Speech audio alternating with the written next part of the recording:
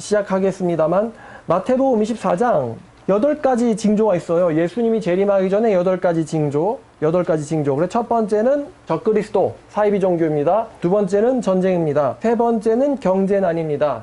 기근입니다. 그 다음에 네 번째는 지진입니다. 그 다음에 다섯 번째는 환란입니다. 그 다음에 여섯 번째는요, 거짓 선지자가 많이 일어나 많은 사람을 미혹하겠으며, 일곱 번째가 사랑이 식어지는 거예요. 그 다음 여덟 번째는 복음의 세계 전파죠. 마태복음 24장에 나오는 건데 여러분들 한번 되새김질 하시라고 읽어드렸습니다. 자, 일곱 번째에 불법이 성행함으로 많은 사람들의 뭐가 식어진다고 하였습니까? 사랑이 식어진다. 사랑이 식어진다. 이 시대를 말하는 거죠. 사랑이 식어진다. 자, 그래서 오늘 말씀의 제목은 서로 사랑하라입니다. 서로 사랑하라. 자, 한번 스토리로 들어가 보겠습니다. 마가복음 9장입니다. 마가복음 9장 33절부터 37절까지 보겠습니다. 가버나움에 이르러 집에 계실새 제자들에게 물으시되 너희가 길에서 토론한 것이 무엇이냐? 제자들끼리 막 토론을 하면서 온 거예요. 물론 예수님은 모르시는 것이 없으시지만 말입니다. 그들이 잠잠하니 이는 길에서 서로 누가 크냐 하고 쟁론하였습니다. 재밌는 사람들이죠. 내 키가 더 커. 이렇게 쟁론하진 않았겠죠. 누가 더 위대하냐 이거죠. 누가 더 위대하냐? 그러면 요한도 질세라 내가 제일 크다. 베드로도 질세라 내가 수제자다. 또 도마도 질세라 내가 가장 똑똑하다. 빌립도 질세라 내가 가장 계산을 잘한다. 유다도 그랬죠. 유다도 질세라 나는 돈을 맡았다. 그죠? 누가 제일 크냐 하고 쟁론하였는데 예수께서 앉으사 12제자를 불러 이르시되 누구든지 첫째가 되고자 하면 무사람의 끝이 되며 무사람을 섬기는 자가 되어야 하리라. 어린아이 하나를 데려다가 그들 가운데 세우시고 안으시며 제자들에게 이르시되 누구든지 내 이름으로 어린아이 하나를 영접하면 곧 나를 영접함이요 누구든지 나를 영접하면 나를 영접함이 아니요 나를 보내신 하나님을 영접하는 것이니라 라고 말씀을 주십니다. 자, 12사도들이 말이죠. 예수를 위해서 목숨을 바친 12사도들, 이제 가룟유다 제외하고 말입니다. 이 12사도들이요, 이런 수준일 때가 있었는데 자기들끼리 길을 걸어가면서 누가 크냐라고 싸움을 벌이기 시작했던 겁니다. 자, 지금 예수님께서는 이 세상을 이처럼 사랑하사 자기 목숨을 대속물로 주려고 오셨는데 지금 예수 뒤에서 12명은 지금 싸우고 있는 거예요. 누가 크냐? 그죠? 자리 쟁탈전, 누가 예수의 왼쪽과 오른쪽에 앉을 것입니까? 어떤 사람들은 자기 부모들까지 동원하여서 당신이 임하실 때에 내 아들들을 왼쪽 오른쪽에 앉혀주세요라고 부모까지 동원하는 제자도 있었습니다. 서로 누가 크냐? 그죠? 그러니까 예수님께서 참 이렇게 당혹스러우셨을 것이고 또 황당하기도 하셨을 것 같아요. 이게 뭐하는 시츄에이션인가? 그죠? 아버지, 이 잔을 내게서 누가 크냐? 그죠? 예수께서 하시려는 일과 이 제자들의 영적 상태가요, 지금 이렇죠. 자, 누가 크냐는 논쟁이 일어났어요. 자, 그러면 여러분, 지금 누가 크냐라고 논쟁이 일어났는데 이런 제자들이 서로를 사랑했을까요? 아니죠. 여러분, 그 최후의 만찬 그림을 보시면요, 3명씩 파당을 이뤄가지고 서로 이러면서 손가락질하고 있습니다. 그렇지 않습니까? 예수님 혼자 이렇게 가운데로 계시지만 셋이서 막 이러고 있어요. 셋, 그죠? 분명히 제자들은 서로 사랑하진 않았던 것 같습니다. 걸어가는 와중에도 논쟁을 할 지경이니 말입니다. 오늘의 주제는 누가 크냐? 누가 더 잘났느냐? 마태도 질세라 나는 세리 출신이다. 제자들이 서로 사랑하지 못했습니다. 자, 마태복음 5장 46절을 가면요, 예수님께서 우리에게 이런 가르침을 주십니다. 5장 46절입니다. 너희가 너희를 사랑하는 자를 사랑하면 무슨 상이 있으리요? 세리도 이같이 아니하느냐? 너희가 너희를 사랑하는 사람만을 사랑하면 무슨 칭찬이 있으리요? 세리도 이같이 아니하느냐? 너희가 좋아하는 사람만 사랑하면 무슨 칭찬이 있겠느냐라는 거예요. 죄인들도 이와 같이 아니하느냐? 또 너희가 너희 형제에게만 무난하면 남보다 더 나은 것이 무엇이냐? 이방인도 이같이 하느니라. 그러면서 이 위대한 가르침에 종집을 찍습니다. 그러므로 하늘에 계신 너희 아버지가 온전하심 같이 너희도 온전하라라는 거예요. 여기서 나온 말이 바로 원수를 사랑하라는 겁니다. 옛사람들은 너희에게 원수를 미워하고 이웃은 사랑하라고 한 말을 들었지만 나는 너에게 이르노니 너희는 원수를 사랑하라 라고 가르치셨다는 것입니다. 같은 병행장인 누가복음 6장은요 이렇게 나와 있어요. 이같이 한즉 너희가 하늘에 계신 하나님의 자녀들이 되리니. 너희가 너희를 사랑하는 사람만 사랑하는 것이 아니라 너희가 원수를 사랑한다면 하늘에 계신 아버지의 자녀들이 될 것이다. 그럼 약간 뒤집어 볼 만한 가치가 있죠. 만약에 너희가 너희 원수를 사랑하지 않으면 너희는 하나님의 자녀가 아니라는 암시가 숨어 있습니다. 제가 이 말씀을 읽고 충격을 받았어요. 너희가 정말 하나님의 자녀라면 너희들은 원수를 사랑할 것이다. 너희는 원수를 사랑하고 있다. 반대로 너희가 원수를 사랑하지 못한다면 하나님의 자녀가 아닐 것이다 라고 예수께서 말씀하셨다는 것이죠. 저는 큰 충격이었습니다. 여러분, 원수 사랑은요, 선택사항이 아닙니다. 크리스찬들에게 있어서. 원수 사랑은요, 필수사항인 것입니다. 분명 예수께서는 그것과 비교하면서 죄인을 이야기하셨어요. 죄인들도 그와 같이 하느니라. 너희는 죄인이라는 거예요? 아니라는 거예요? 아니라는 것이죠. 그렇기 때문에 하늘에 계신 아버지가 온전하심 같이 너희도 온전하라 라고 예수께서는 말씀하셨습니다. 여러분, 가장 쉬운 계명이면서도요, 가장 어려운 계명이 바로 사랑하라라는 것입니다. 왜 쉬울까요? 자기가 좋아하는 사람을 사랑하는 것은 쉽기 때문이죠. 자기에게 선대하는 사람만 사랑하고 아껴주는 것은 쉽기 때문입니다. 그래서 가장 쉬우면서도 또 동시에 제일 어려운 것이 사랑입니다. 왜냐하면 자기를 미워하고 자기를 괴롭히는 사람들조차도 사랑해야 되기 때문이죠. 그것은 정말로 잘 되지 않는 일입니다. 싫은 사람을 사랑하는 것은 어려운 일이죠. 여러분, 싫은 사람을 미워하는 건 쉽습니까? 어렵습니까? 그죠? 싫은 사람을 미워하는 건 쉽습니다. 그런데 싫은 사람을 사랑하는 것은 어려운 수준이 아니라 불가능한 수준이고요. 세상에서는 발견할 수 없는 수준의 윤리입니다. 나를 싫어하니까 나도 걔를 미워하는 거죠. 그죠? 그럼 우리 국가 간의 관계로 가면 어떻게 볼까요? 우리가 싫은 이웃을 미워하는 것이 예수의 가르침입니까? 아니면 사랑하는 것이 예수의 가르침입니까? 사랑하는 것이 예수의 가르침이겠죠. 국가 간의 윤리에서도 그렇게 적용될 것 같습니다. 오늘의 이제 가장 중요한 포인트인 바로 요한 1서로 들어가겠습니다.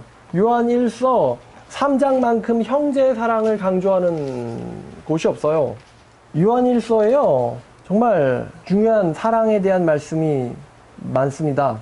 자, 그 형제의 사랑과 거듭남, 이 둘의 관계를 설명해 주는 곳이 바로 요한 1서입니다. 우리는 마태와 누가에서 암시를 보았지만요, 요한은요, 예수님의 제자답게 직설적으로 우리에게 표현을 하고 있어요. 한마디로 하면 형제를 사랑하는 자는 거듭난 자고요, 형제를 사랑하지 않는 자는 거듭나지 못한 자라는 공식을 우리가 요한 1서에서 발견해낼 수가 있습니다. 여러분, 생각해 보세요. 지금 요한이 말한 형제란 교회 사람들을 말합니다만, 여러분, 우리가 전도하러 나가면 한 명의 사람을, 한 명의 말씀에 관심 있는 사람을 얻는 게 쉬워요? 어려워요? 어렵죠. 거의 뭐 임파서블 할 정도로 어렵습니다. 자, 근데 그렇게 힘들게 얻은 사람들이 어디에 모여있죠? 교회에 모여있어요. 자, 우리 모두는 예수님에게 전도의 사명을 위임받은 자들입니다. 한 사람도 예외 없이요. 아까 제가 예수님의 재림 언급했는데, 예수님이 오셨을 때요, 제일 무서운 소리 중에 하나가 이거예요. 너 뭐 했냐? 이겁니다. 내가 너에게 말씀 주고 물질 주고 능력 주고 건강 주고 시간 주고 인생을 줬는데 너 뭐 했냐? 라는 질문에 여러분들 어떻게 대답하실 겁니까? 모든 것을 아시는 예수님과 하나님 앞에서 저 좀 바빴어요. 아시잖아요. 이렇게 말 던지고 넘어갈 수 있을까요? 뛰어난 선생은요, 학생들이 숙제를 했는지 안 했는지를 단박에 합니다. 마찬가지 아니겠습니까? 예수께서 우리가 정말 예수님을 사랑했는지 사랑하지 않았는지를 우리를 보고 분명히 아실 거예요. 그때 너 뭐 했냐라고 분명히 성경에 나와 있듯이 달란트를 계수하려고 오실 겁니다. 그분이.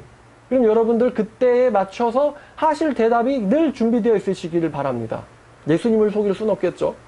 자, 요한일서 3장 10절을 하니까요, 구절은 어려우니까 한번 같이 보겠습니다. 하나님께로부터 난 자마다 죄를 짓지 아니하나니 이는 하나님의 씨가 그 속에 거함이요 그도 범죄하지 못하는 것은 하나님께로부터 났음이라. 여기서 하나님의 씨란 하나님의 생명을 말합니다. 하나님의 생명이 하나님의 자녀에게 거하기 때문에 그 사람은 범죄하지 않는다. 이 말은요, 이 사람이요 한 번도 죄를 짓지 않을 것이라는 말이 아니고요, 그렇게 치면은 뭐 바울과 바나바도 이 앞에 서진 못하겠죠. 결국 이 사람들은 죄를 짓지 않는다라고 말할 정도의 수준으로 성장하게 될 거라는 말입니다. 이건 요한 웨슬레의 완전성화랑은 좀 다른 개념입니다. 완전성화는 저는 예수님 외에는 불가능하다고 생각을 하고 있는데요, 정말 이 사람에게서는 죄를 짓는 것이 정말 찾아보기 힘들다라고 싶을 정도로 그 사람은 성장하게 될 거라는 말입니다. 왜냐하면 그 사람 속에 누구의 생명이 거하기 때문에?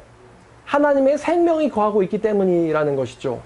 자, 그도 범죄하지 못하는 것은 하나님께로부터 났음이라. 이러므로 하나님의 자녀와 마귀의 자녀가 드러나나니, 자, 여기서 바로 이 어려운 죄의 개념에 대해서 요한이 쉽게 설명해 주는데요. 의를 행치 아니하는 자, 또 형제를 사랑하지 않는 자는 하나님께 속하지 않는다라고 선언합니다.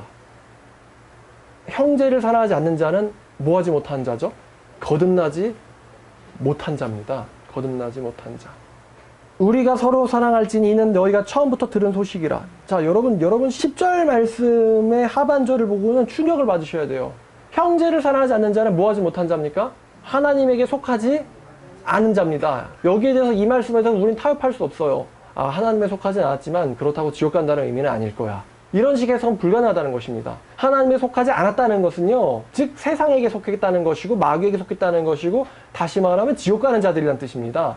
의를 행하지 않고 있거나 아니면은 형제를 사랑하지 않고 있다면 그 사람은 하나님에게 속한 자는 아니라는 것입니다. 좀 무서운 이야기죠. 동시에 분별의 지혜를 주는 이야기이기도 합니다. 그래서 여러분, 어떤 사람이 거듭났는지 안 거듭났는지를 볼 때에 그 사람이 싫어하는 사람을 어떻게 대하는가를 보면은 좀 분명히 드러납니다. 그 사람을 싫어하는 사람에게 그 사람은 어떻게 대하는가를 보면요, 그 사람이 하나님의 사람인가 아닌가를 분별하는데 상당히 도움이 됩니다.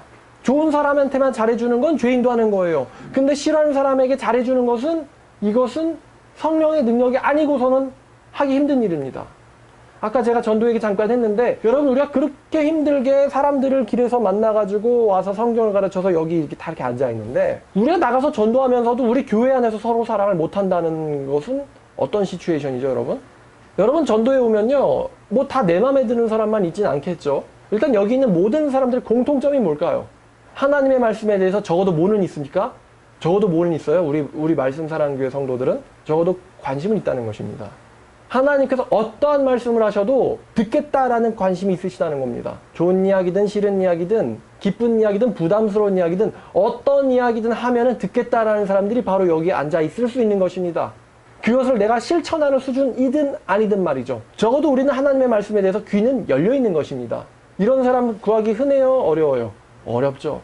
길거리 나가면은 예수를 사랑한다는데 예수에 대해서 전혀 알고 싶지 않은 사람들, 예수를 사랑하고 예수를 위해서 성공해야 되고 하나님께 영광을 돌리기 위해서 살아야 되는데 하나님에 대해서 알아보자라고 하면은 하나님에 대한 말씀을 단 20분도 일주일에 듣기를 싫어하는 사람들이 길거리에 무지개수로 깔려 있거든요. 근데 여기 있는 분들은요, 하나님의 말씀을 듣고자 하여 이렇게 모여 있으니 얼마나 귀한 사람들입니까?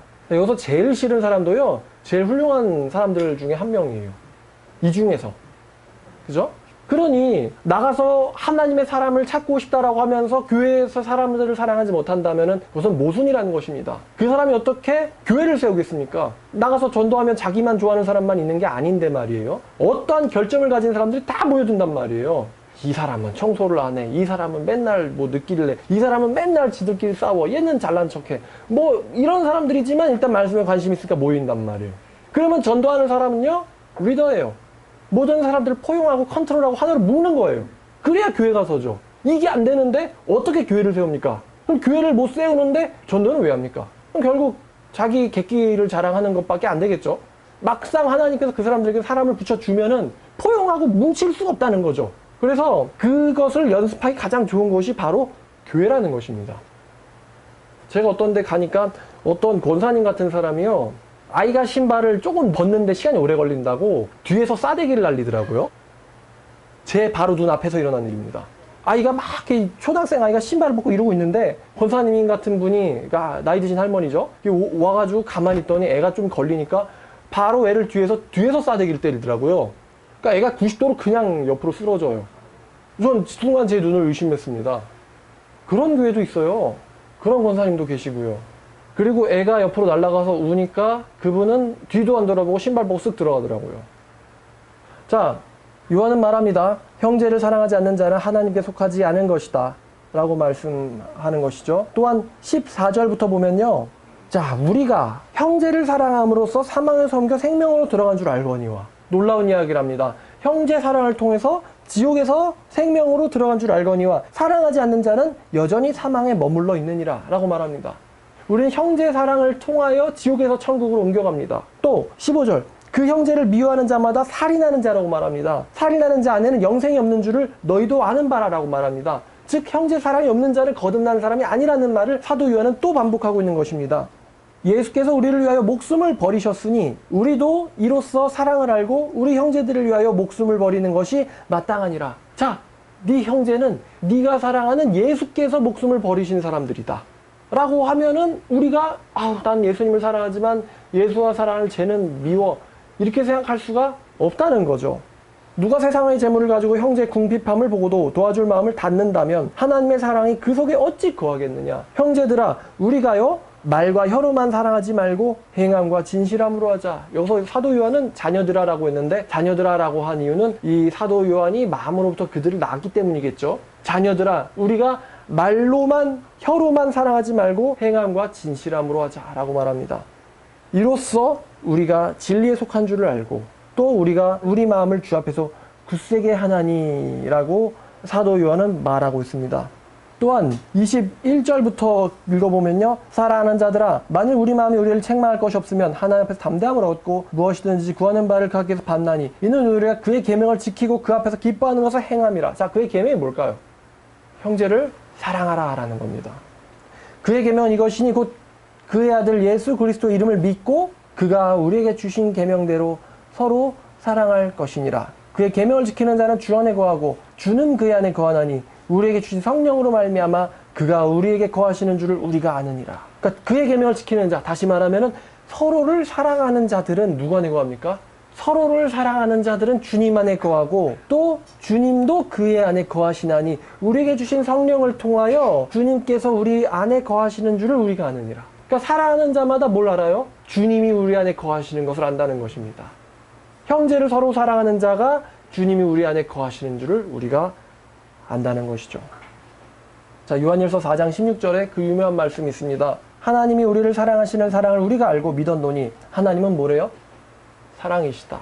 사랑 안에 거하는 자는 하나님 안에 거하고 하나님도 그의 안에 거하느니라. 하나님은 뭐라고 하셨죠? 하나님을 정의 내립니다. 하나님은 사랑이시다.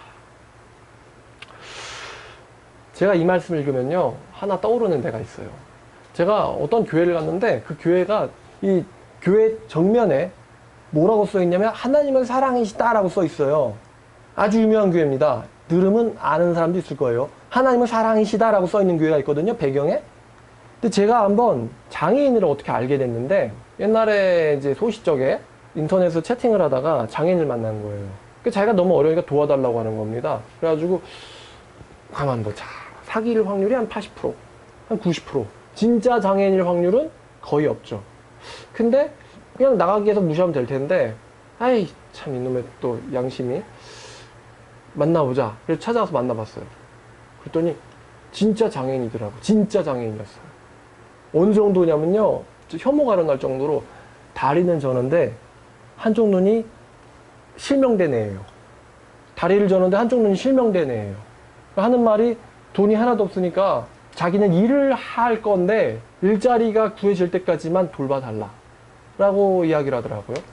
그래가지고 그날이 일요일이었습니다. 일요일 주일이었어요. 우리 교회는 너무 규모가 작으므로 너를 지속적으로 케어해주는 것이 어렵다. 대신 내가 정말 우리 교단에서 존경받는 사람이 있는데 그 사람 교회로 내가 너를 데려다 주겠다. 그럼 그 교회는 분명 돈이 많기 때문에 너를 도와줄 수 있을 거다 라고 얘기해서 예배 시간이 끝날 무렵에 그 교회에 가서 주보를 받아가지고 그 주보에 있는 부목사들한테 다 전화를 해봤습니다. 일단 전화가 안 되더라고요. 뭐 자기 모임 관리하니까 전화가 안 될 수도 있겠죠. 그래가지고 이제 전화 안 되면 어떡합니까? 애가 여기 서 있는데 그냥 가서 가장 높아 보이는 사람을 좀 불러달라고 막 요청을 했는데요, 어떤 사람이 나오더라고요. 그래서 뭘 원하냐 그래가지고 자초지종을 설명했습니다. 나는 교회 전도사고 이 사람은 내가 알게 된 장애인인데 이 사람이 일을 하고 싶어 한다. 일을 하고 싶어 하는데 지금 현재 가진 돈이 하나도 없다. 근데 이 형제한테 돈이 왜 없냐고 물어봤더니만 그 자기가 그나마 좀 벌어놓은 주유소에서 일을 했는데요, 벌어놓은 돈이 있는데 친구한테 빌려줬다 그대로 떼었다는 거예요. 그리고 남은 돈은요, 유조차에 올라가서 일을 하다가 떨어졌대요. 쩔뚝거리니까 떨어질 수도 있겠죠. 유조차에서 떨어지면서 잘리고 그나마 남은 돈은 치료비로 다 날렸답니다. 그래도 다시 일을 하고 싶으니까 좀만 재워달라. 그 이제 자초지종을 설명해줬더니 그 사람이 자기를 장로라고 소개했거든요. 근데 전 정말 영화에서 보던 장면을 봤어요. 난 전도사고 얘는 이런 사람이고 내가 도와줄 수 없어가지고 여기를 찾아왔으니 좀 이렇게 얘기했는데요. 그 사람이 어떻게 했냐면요.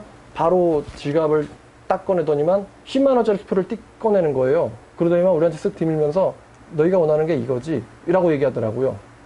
제가 그 말을 들을 때 뭐가 또 탁 끊어지는 느낌이 들더라고요. 그래서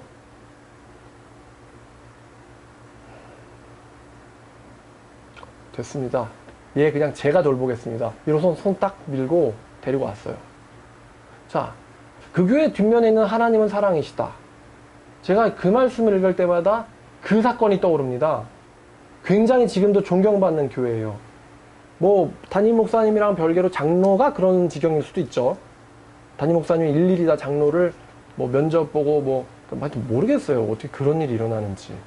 돈 가진 자에게는 어서 오세요. 아이고, 성도님 이러고는 돈 없는 자에게는 야, 네가 원하는 게 이거냐? 이렇게 얘기하는 저 그 잔인함에 정말 일단 저도 참 마음이 찢어질 듯 아팠는데 그거를 옆에 서서 봤거든요. 얘도 제 옆에 있었어요. 바로 30cm 옆에. 얘도 얼마나 큰 충격이었겠습니까? 야, 필요 없다. 가자. 이러면서 제가 끌고 갔어요. 이 4장 16절을 이야기할 때 이 얘기를 안 할 수가 없어서.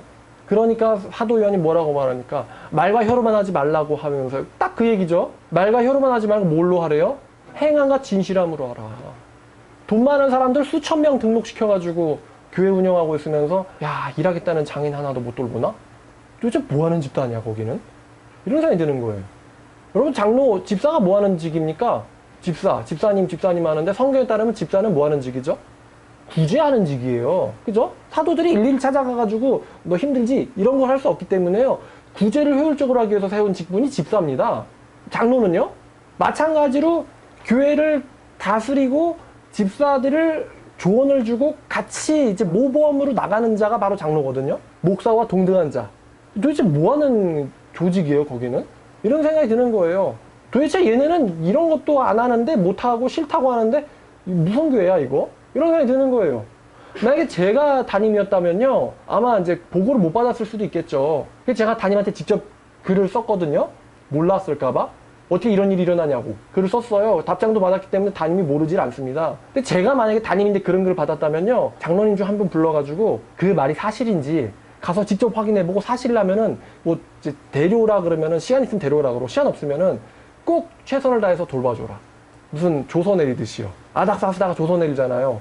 강 건너 총독들한테 얘네들이 하고 싶은 거 다 도와주고 은금으로 도와주고 뭘로 도와주고 그리고 이 말 어기면은 개를 나무에 매달 거니까 조심해라잉. 이런 식으로 협박하는 조서를 같이 쓰지 않습니까? 저도 그렇게 할 것 같아요. 그거 어떻게 죄값을 하나님한테 받겠습니까? 그거. 돈 많은 자는 좋아하고 아픈 사람은 거절하고 내치는 교회. 뭐 신천지야? 신천지도 그러진 않죠. 왜냐면 제가 신천지애 중에서 장애인인데 전도하는 애를 알고 있거든요. 자, 또 20절에서 이렇게 말합니다. 누구든지 4장 20절 하나님을 사랑하노라 하고 그 형제를 미워하는 자는 뭐하는 자래요? 거짓말하는 자라고 합니다. 하나님을 사랑한다고 하면서 형제를 사랑하지 않는 자는 거짓말하는 자니, 왜냐하면은 보는 바 형제를 사랑치 못하는 자가 보지 못하는 바 하나님을 사랑할 수 없다라고 말합니다. 말되죠? 보이는 형제도 사랑 못하는데 보이지 않는 예수님을 어떻게 사랑해? 그죠? 그러니까 이거 좀만 응용하면은 예수의 말씀조차도 귀를 기울이지 않는데 무슨 예수를 사랑해요? 그쵸? 성경책을 읽는 행위, 쉬워요, 어려워요? 성경책을 읽는 행위, 쉬워요, 어려워요? 아주 쉽죠? 성경책이 반항하진 않잖아요. 안 열릴 거야. 이러면서 네가 마태복음을 펴려고 했지? 나는 너에게 호세를 보여주겠어. 그죠? 그럴 때 있잖아요. 안 펴질 때. 너 4장 펴려고 했지? 나는 2장을 펴주면서 달라붙어 있겠어. 자, 성경을 읽는 것도 못하는데 무슨 예수의 계명 원수사랑을 합니까? 말이 안 되는 이야기거든요. 그러니까 보이는 바 말씀을 사랑하지 못하면 예수를 사랑한다? 다 거짓말쟁이들이에요, 전부 다. 자기를 속이는 거죠. 이제 이 얘기 가서 해줘야 돼요, 나가서. 성경도 안 사랑하는데, 야, 성경도 귀찮다고 무겁다고 안 들고 다니는데 네가 네 형제가 넘어지면 걔를 잘 도와주겠다. 아무도 모를 때. 그래서 보이는 형제를 사랑하지 않고는 보이지 않는 하나님을 사랑하는 것은 불가능합니다. 자, 이제 사도의 가르침으로 넘어가서 사도 바울도 이렇게 말합니다. 사도 바울이 로마서 13장에서요. 로마서 13장 8절부터 10절까지 가면요. 제가 말씀을 로마서 9장 이하는 스스로 읽어보라라고만 이야기했는데, 자, 13장 8절부터 10절까지 보니까 피차 사랑의 빛 외에는 아무에게든지 아무 빛도 지지 말라. 남을 사랑하는 자는 뭐를 이뤘대요? 율법을 다 이룬 자들이다. 간음하지 말라, 살인하지 말라, 도둑질하지 말라, 탐내지 말라 한 것과 같이 그 외에 다른 계명이 있을지라도 네 이웃을 네 자신과 같이 사랑하라 하신 그 말씀 가운데 다 들었느니라. 사랑은 그 이웃에게 악을 행하지 아니하나니 그러므로 사랑은 율법의 완성이니라. 이 말을요 로마서에서도 했고요 갈라디아서에서도 했어요. 갈라디아서 5장 14절은 제가 읽겠습니다. 온 율법은 네 이웃 사랑하기를 네 자신같이 하라 하신 한 말씀에서 이루어졌나니 라고 갈라디아서에서도 이야기합니다. 사랑이 그만큼 중요하다는 거예요. 요한 사도의 기준으로는 거듭남과 동일한 거고요. 사도 바울에게 있어서는 사랑은 율법의 완성이다라는 것이죠. 그럼 이 개념을 가지고 그럼 우리가 믿음으로 율법을 폐하느냐? 아니다. 오히려 우리가 율법을 세우느니라 라고 했을 그런 구절이 있을 때 그 구절의 배경의 백그라운드에 뭐가 있는 거예요? 사랑이 깔려 있는 거죠. 크리스찬들이 진짜 뭐 하는 사람이다? 사랑하는 사람이다라는 것입니다. 크리스찬들이. 또 예수께서도 마태복음 5장 20절에서 너희의 의가 서기관이나 바리새인보다 낫지 아니하면 결단코 하나님의 나라에 들어갈 수 있다 없다. 들어갈 수 없다. 너희의 의의 수준이 바리새인을 능가하지 못하면 천국 가는 거는 포기해라라는 거죠. 그럼 우리가 어떻게 바리새인의 그 율법의 열정, 율법 준수의 열정을 능가할 수 있죠? 답은 뭐밖에 없어요? 사랑밖에 없어요. 하나님을 사랑함으로써 하나님에 대한 섬김을 바리새인보다 넘어가는 거고요. 이웃을 사랑함으로써 바리새인들의 율법 준수의 열정을 넘어가는 거예요. 이웃 사랑에 다 들어있다는 거예요. 나는 인자를 원하고 제사를 원하지 아니하노라. 이 말씀의 의미를 너희가 알았더라면 너희가 무지한 자를 정죄하지 않았으리라 라고 예수께서 말씀하셨어요. 여호와의 말씀 그대로 인용하셨죠. 나는 인애를 원하고 제사를 원하지 아니하노라. 이 말씀의 의미를 알았더라면 예수께서 말씀하신 거예요. 그 5장 20절 마태 5장 20절에 바리새인의 의를 능가하는 유일한 방법은 서로 사랑하는 것이다 라는 것이죠. 서로 사랑하고 있으면 예수께서 우리를 사랑하신다는 것입니다. 자, 그러면 이제 어떻게 사랑할 거냐? 좋아요. 지금까지 전해드린 말씀에 대해서 이견을 다시는 분은 없을 거예요. 굳이 이야기한다, 이단은요? 이런 분도 있을 텐데요. 이단 중에서도 의도적으로 사기치는 애들, 걔네들은 성령 모독자들이죠. 성령 해방죄에 해당하는 사람들이죠. 그 사람들은 하나님이 갚아주실 겁니다. 근데 모르는데 저렇게 행하는 자들, 그 사람들은 우리가 불쌍함으로 긍휼히 여겨야죠. 겉으로는 막 이렇게 소리치면서 싸울 수 있어요. 근데 여러분 소리치는 것도요, 진짜 징후와 미움을 담아서 소리치는 게 있고요. 호통친다 해도요, 그게 정신 차리라라고 호통치는 게 있습니다. 그러니까 어떤 모습만 단면적으로 잘라와가지고 사랑한다. 그럼 냅둬요, 걔네들? 가면 냅둬요? 너네들이 원하는 게 이거구나. 계속해요. 그게 사랑일까요? 그건 아니죠. 그러니까 사랑이라는 것도 큰 틀에서 뭐 위에 있냐면 하나님의 법 안에 있거든요. 북한이 너네 미국 기독교지. 보니까 그 줄이거든 먹이고 겉옷 달래면 속옷도 주라는 말씀 있더라고. 내가 핵이 좀 필요한데 핵 좀 이왕이면 항공모함도 줬으면 좋겠는데. 자, 그렇게 되면 어떻게 되겠어요, 세계가? 그죠? 그러니까 하나님의 원리 원칙 안에서 사랑을 해야죠. 그거는 이제 우리가 주님한테 지혜를 구해야 돼요. 하나님, 저런 사람들을 어떻게 우리가 해야 될까요? 처음에는 미워서 막 내쫓기도 했죠. 지금도 좀 미운 면이 있어요. 바보 같아서. 알려주는 데도 안 보려고 하니까, 어리석으니까. 하지만 그럼에도 그 내면 베이스에는 긍휼함은 깔려 있어야죠. 영화 실미도에 보면은 이제 사형수들을 호통치는 간부가 있고 사형수들에게 아부하는 간부가 있어요. 근데 끝에 가서 아부하는 사람들은 그런 말 하죠. 니깟 것들 때문에 내가 죽어야 돼? 이러는 사람이 있고, 그 사형수들에게 호통치던 간부는 출장 나갔다 올 때 사형수들에게 간식거리를 들고 왔죠. 근데 들고 와 보니까 서로 죽이고 있었던 거예요. 그래가지고 누가 진짜 사랑을까요? 자, 그럼 우리가 어떻게 살아갈 것이냐? 이게 어려워요. 사랑이 단박에 될 수 있는 게 아닙니다. 정말 어렵습니다. 여러분에게 해코지하고 여러분을 미워하는 사람, 여러분 길 앞에 함정을 파는 사람, 여러분이 망하기를 바라는 사람들을 사랑하는 게 쉬울까요? 어려울까요? 어렵죠. 정말 못 해먹을 일입니다. 한번 스치듯 지나가는 사람도 아니고 같이 지내야 되는데 그런 사람이 꼭 조직 내에는 있기 마련이거든요. 조직 내 그런 사람이 있기 마련이에요. 학교를 가든 직장을 가든 군대를 가든 어딜 가든 공익을 가든 다 있습니다. 그러면 어떻게 할까요, 그 사람? 심지어 교회 내에도 있어요. 교회 내에도 어떤 리더인데 어떤 리더가 망하기를 땅을 파놓고 기다리는 사람들이 있습니다. 어떻게 살아야 할까? 가장 어려운 계명이면서 그 계명을 우리가 지킬 수만 있다면 온 율법이 완성된다라고 이야기하는 이웃사랑, 혹은 형제사랑, 혹은 원수사랑, 어떻게 지킬까? 사도 바울이 로마서 8장에서요 이렇게 말하죠. 로마서 8장 7절과 8절을 딱 보면요, 육신의 생각은 하나님과 원수가 되나니 이는 하나님의 법에 굴복하지 아니할 뿐 아니라 할 수도 없습니다. 그래서 하나님의 법 대신 이웃사랑이라고 바꿔보죠. 육신적인 생각은 하나님과 원수가 되나니, 육신적인 사람은요 이웃을 사랑하지 않을 뿐만 아니라 하려고 해도 할 수가 없다는 거예요.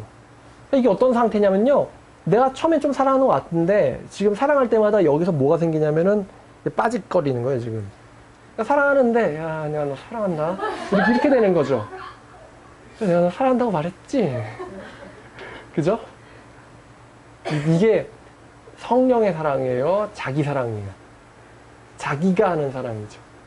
에너지가 고갈되면은 안 나온다는 것입니다. 그래서 육신 안에 있는 자들을 하나님을 기쁘시게 할 수 있다 없다? 없다는 것입니다. 없대요. 사도 바울은 말합니다. 못한다는 것입니다. 못한다. 어떻게 이웃 사랑합니까? 육신적인 사람은 할 수 없다. 하려고 해도 할 수 없다. 그래서 결과는 못한다는 것입니다. 근데 로마서 8장에서 바울이 또 이렇게 말하죠. 로마서 8장 3절 4절, 율법이 육신으로 말미암아 연약하여 할 수 없는 것을 하나님께서는 하시나니 곧 죄로 말미암아 자기 아들을 죄 있는 육신의 모양으로 보내어 육신의 죄를 정하사 육신을 따르지 않고 성령을 따라 행하는 자들에게 율법의 요구가 이루어지게 하려 하심이라. 그럼 여기서 율법 대신에 이웃사랑이 육신으로 말미암아서 연약해서 할 수 없는 자들을 하나님께서 하게 만드시나니 자신의 아들에게 죄를 정하사 그 육신을 따르지 아니하고 성령을 따라 행하는, 성령, 다시 바꿔 말하면 아들의 영을 따라서 행하는 자들이 이웃사랑을 할 수 있게 하려 하심이라 라는 구절이죠. 그럼 3절이 뭔가 이해가 완전히 안 되는 것 같은데 9절이 이렇게 말합니다. 너희 속에 하나님의 영이 거하시면 너희가 육신 안에 있지 아니하고 성령 안에 있나니 누구든지 예수의 영이 없는 자는 그리스도의 사람이 아니니라. 또 그리스도께서 너희 안에 계시다면 너희의 몸은 죄로 말미암아 죽은 것이나, 요거는 이제 8장 3절과 링크됩니다. 너희의 몸은 죽은 것이지만 너희의 영은 의로 말미암아 살아있는 것이니라. 예수를 죽은 자 가운데서 살리신 하나님의 영이 너희 안에 거하신다면 그리스도 예수를 죽은 자 가운데 살리신 하나님께서 너희 안에 거하시는 하나님의 영으로 말미암아 너희의 죽을 몸도 살리시리라. 그러므로 형제들아, 우리가 빚진 자로 돼 육신에 져서 죄에 끌려갈 것이 아니니라. 그러니까 죄에 끌려가는 자들에게 하는 말입니다. 너희가 빚진 자로 돼 육신에 져서 계속해서 죄에 끌려갈 것이 아니니라. 너희가 육신대로 살면 반드시 죽을 것이로되 그 자리에서 벗어나서 성령의 인도함을 받고 몸의 행실을 죽이면 살리니 무릇 성령으로 인도함을 받는 자들은 하나님의 아들이라 는 거죠. 요약 정리하면 육신의 힘으로는 이웃사랑이 불가능하다. 이웃사랑을 하기 위해서는 누가 도와주셔야 돼요? 성령이 도와주셔야지만, 연약하기 때문에, 연약하다는 건 이제 사랑한다 이거 말하는 거예요. 자기 인내심의 한계 때문에 못하는 것을 누가 하게 하십니까? 성령과 하나님께서는 하게 하신다는 거예요. 왜냐하면 그 자들은 내 육신의 지시를 따르는 것이 아니라 누구의 지시를 따릅니까? 성령의 지시, 성령을 따라서 행하기 때문에 성령이 주시는 이 원동력과 에너지가 안에 있다는 것이거든요. 이런 사람들, 성령의 원동력과 에너지가 있는 사람들이 이웃을 사랑해요. 자, 하나님의 인내심에 한계가 있나요? 하나님의 사랑에 한계가 있습니까? 없죠. 그 하나님의 영이 우리에게 들어와서 우리로 하여금 이웃사랑을 지치지 않게 할 수 있게 한다는 것입니다. 그러니까 여러분들께서 야, 이웃사랑이 거듭남이랑 연결된 거야? 근데 어떻게 사랑하지 못한대? 그럼 우리가 뭘 구해야 됩니까? 하나님, 내가 이웃사랑할 수 있게 나에게 성령을 충만히 채워주세요. 좀 더 정직하게 말하면, 하나님, 내가 거듭나지 못한 사람이네요. 주님, 나를 사랑해 주시고 거듭내 주세요 라고 비는 거죠. 나를 사랑해 주세요. 비는 거예요. 이 원수 사랑의 마음은요, 내가 만들어서 나오는 작품이 아닙니다. 원수를 사랑할 수 있는 마음은 내가 만드는 것이 아니라 하나님께서 거듭날 때 우리의 마음속에 심어주시는 것입니다. 내 영적 사람을 키우다 보니까 나의 안에 이런 것이 있었네. 내 안에 원수를 사랑할 수 있는 마음이 있구나. 근데 이게요, 다 큰 나무가 아니에요. 아주 작은 묘목입니다. 다시 말하면 원수 사랑의 가능성을 봐요. 그 마음을 키워나가는 거죠. 그래서 그 나무가 큰 나무가 돼서 열매를 주렁주렁 매달게 됐을 때, 그때는 정말 미움도 원수도 적도 없어져 있겠죠. 그 사람에게는. 이게 성령을 따라 행하는 자들이라는 것입니다. 자기의 몸의 행실을 죽이는 자들이라는 것입니다. 그런 자들은 결국에는 살 것이다. 자, 이제 설교 막바지입니다. 고린도전서 12장은 또 이렇게 말합니다. 고린도전서 12장 12절부터 27절까지 보면요. 몸은 하나인데 많은 지체가 있고 몸의 지체는 많으나 한 몸인 것 같이 그리스도도 그러하니라. 우리가 유대인이나 헬라인이나 종이나 자유인이나 다 한 성령으로 세례를 받아 한 몸이 되었고 또 다 한 성령을 마시게 하셨느니라. 몸은 한 지체뿐이 아니요 또 여럿이니 만일 발이 이르되 나는 손이 아니니 몸에 붙지 아니하였다 할지라도 이로써 몸에 붙지 아니한 것이 아니요 또 귀가 이르되 나는 눈이 아니니 몸에 붙지 아니하였다 할지라도 이로써 몸에 붙지 않은 것이 아니니 만일 온몸이 눈이면 듣는 곳은 어디며 온몸이 듣는 곳이면 냄새 맡는 곳은 어디냐. 그러나 이제 하나님께서 그 원하시는 대로 지체를 각각 몸에 두셨으니 만일 다 한 지체뿐이면 몸은 어디냐. 이제 지체는 많으나 몸은 하나라. 눈이 손더러 내가 너를 쓸데없다 하거나 또한 머리가 발더러 내가 너를 쓸데없다 하지 못하리라.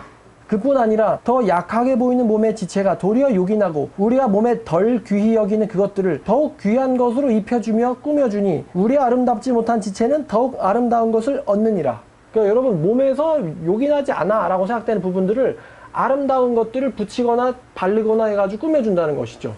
그래서 사람 몸에 버릴 데가 없다는 거예요. 그래서 우리의 아름답지 못한 지체는 더욱 아름다운 것을 얻느니라. 그런즉 우리의 아름다운 지체는 그럴 필요가 없느니라. 오직 하나님께서 몸을 고르게 하여 부족한 지체에 귀중함을 더하사 몸 가운데서 분쟁이 없고 오직 여러 지체가 서로 같이 돌보게 하셨느니라. 만약 한 지체가 고통을 받으면 모든 지체가 함께 고통을 받고 한 지체가 영광을 얻으면 모든 지체가 함께 즐거워하느니라. 너희는 그리스도의 몸이요 지체의 각 부분이라. 그러니까 교회에서요, 아휴 이렇게 쟤는 바보 같지? 왜 이렇게 덜 떨어져 있지? 라고 하지만요, 하나님께서는 그 사람에게 그 사람만이 할 수 있는 기능을 주신 거예요. 그렇죠? 눈이 발한테 왜 이렇게 쟤는 멍청하냐? 그러면 눈이 배고플 때는 식당을 어떻게 가죠? 눈으로 갈 수는 없잖아요. 눈이 손더러 내가 너를 쓸데없다거나 또한 머리가 발더러 내가 너를 쓸데가 없다. 눈에 먼지 들어가면 뭘로 띄어요? 손으로 띄지 않겠습니까? 또 손에 뭐가 묻으면 뭘로 보죠? 눈으로 보지 않겠습니까? 각 지체가 그렇다는 것입니다. 교회의 멤버들이. 여기서 그 지체로 해석된 단어가 영어로는 멤버더라고요. 그럼 영어 쓰는 사람들은 그냥 들어오겠죠? 처치 멤버 하면은 다 이렇게 가리키는 거니까요. 마지막 구절 하나만 보고요. 마치겠습니다. 요한복음 13장입니다. 요한복음 13장 34절과 35절. 자, 예수님께서 이제 돌아가시는 날 주신 계명이에요. 새 계명을 너에게 주노니 너희가 서로 사랑하라. 내가 너희를 사랑한 것 같이 너희도 서로 사랑하라. 너희가 서로 사랑하면 이로써 모든 사람이 너희가 내 제자인 줄 알리라. 새 계명이 뭐예요? 서로 사랑하라. 너희가 서로 사랑하면 이로써 세상이 너희를 누구 제자인 줄 알 거라 그랬어요? 내 제자인 줄 알리라. 제가 이제 수련회 때 느꼈던 걸 좀 이야기해드리고 싶습니다. 작년에도 느꼈던 거예요. 뭐냐면요, 수련회가 정말 모두가 아름다웠던 시간입니다. 모두가 아름다웠던 시간이에요. 특히 이제 제가 먹을 걸 좋아해서 그런지 이제 집사님들의 노고가 매번 너무 마음속에 이렇게 항상 사무쳐 있습니다. 그래서 집사님들 덕택에 이제 우리가 맛있는 고기를 한없이 배불리 무한 리필로 먹었고요. 또 청년들의 헌신 때문에 모든 일들이 아주 원만하게 처리됐어요. 그러니까 우리 모두가 다 너무나도 귀했습니다. 귀하지 않은 사람이 없었어요. 그걸 보면서 야, 정말 이 안에 내가 미워할 사람이 있을까? 미워하는 사람이 있을까? 없죠. 너무나도 귀한 사람들이 다 모여서 하나하나를 다 수행하고 있다는 것에서 제가 참 마음에 감동을 받았습니다. 다음에는 제가 좀 고기를 굽고 싶은데요. 자, 그래서요, 너무 감사드립니다. 수련회 통해서요, 우리 교회가 역시 한 가족이에요. 한 가족. 지구에서 이렇게 생각하는 사람들이 없을 거예요. 이렇게 생각하는 사람들만 다 모여 있어요. 여기에 한 가족입니다. 미워할 사람 하나도 없고 너무나 다 사랑스러웠어요. 우리가 이제 더욱더 우리 형제에게 관심을 가지고 그 형제의 약함을 바울이 말한 것처럼 짊어지고요. 또 나의 약함은 또 형제들이 짊어지고요. 우리가 하나가 돼서 예수님의 오심을 기다린다면 이렇게 멋있는 공동체가 세상 어디 있을까 싶어요. 지금 이 자리를 빌어서 수련회에 참가하시고 또 봉사해 주신 모든 아이들부터 집사님에 이르기까지 모든 분들에게 감사의 말씀을 드립니다. 자, 말씀 마쳤습니다. 기도하겠습니다. 하나님 아버지, 우리에게 서로 사랑하라라는 이 너무나 아름답고 멋있는 계명을 주심에 주님 감사드립니다. 서로 사랑하는 것으로 모든 율법을 이룬다라고 가르쳐 주심에 또 주님 감사드립니다. 아버지, 우리에게 성령 부어주셔가지고 이웃을 사랑할 수 있는 이 마음의 씨앗을 주신 것을 주님 또 감사드립니다. 주님, 우리가 이 묘목을 잘 물도 주고 가꾸어서 정말 이웃을 사랑하고 형제를 사랑하고 또한 이 세상에 있는 어떠한 사람도 다 사랑할 수 있는 마음을 주님 우리에게 허락해 주시기를 원합니다. 그리하여 주님 오셨을 때에 참 잘했다라고 칭찬받고 인정받는 사람으로 발견되게 주님께서 도와주시옵소서. 주님 또한 사랑의 마음을 가지고 전도하기를 원하며 사랑의 마음을 가지고 일을 하기를 원하며 사랑의 마음을 가지고 봉사하기를 원합니다. 아버지, 우리를 사랑으로 채워주시옵소서. 주님, 정말 이 사랑 없는 한국 사회에서 주님 우리 공동체같이 정말 순수하고 아름다운 공동체를 사람들이 보고 야, 저게 예수 믿는 사람들이구나 라고 사람들이 다 느낄 수 있도록 주님 우리를 연단시켜 주시기를 원하옵니다. 주님, 우리가 사랑의 전사들 되게 주님 바꿔주시옵소서. 모든 말씀 예수님의 이름으로 기도드렸습니다.